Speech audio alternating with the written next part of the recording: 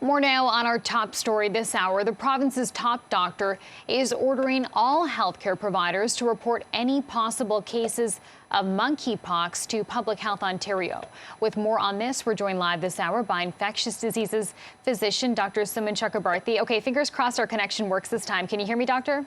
I can. Can you hear me? Okay, perfect. We've got you. Okay, so first off, what is monkeypox?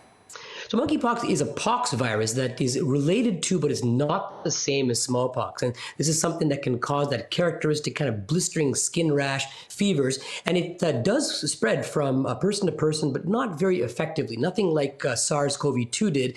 And it does have a big rodent type of population where it can spread there. We've had a couple of outbreaks here in North America over the last 50 years, but nothing compared to what we're seeing right now. So how do we know how transmissible it is? You mentioned not as transmissible as COVID-19. How does it spread?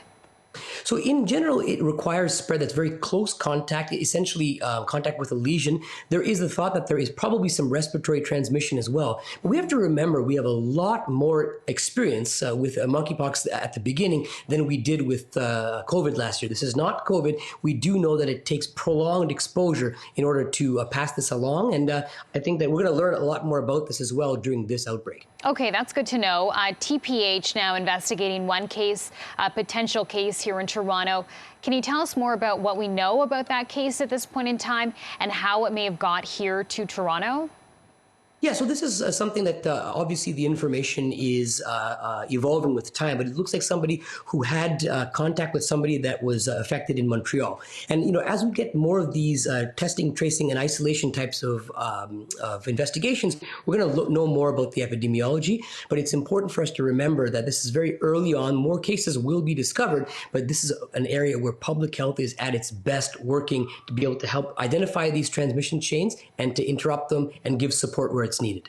Dr. Chakrabarti, you mentioned that this is one of the worst outbreaks of monkeypox that we've seen in the last 50 years. Do we have any indication of why? It's hard to know, and just like with a lot of things in medicine and infectious diseases, I suspect it is multifactorial. I think it could have to do with, number one, large get-togethers that have happened since the pandemic restrictions have been lifted around the world.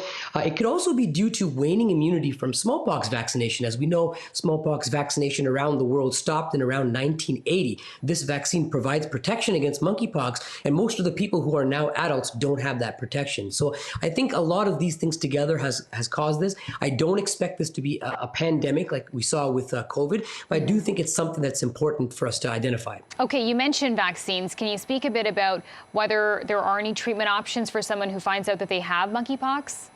Yeah, what we're doing right now is looking at the smallpox vaccine. It has been used in the past, and it looks to provide about an 85% rate of protection against developing the disease. We also have some oral antiviral agents, cidofovir, brincidofovir, that have been used as well. These are all in the early stages because we've never had as big of an outbreak to use them on, but there are some tools to use. But the ring vaccination strategy, I think, is the strongest one we have right now. Okay, lots to follow on this story. We thank you for your time, Dr. Sumon Chakrabarti. Thanks so much. Take care.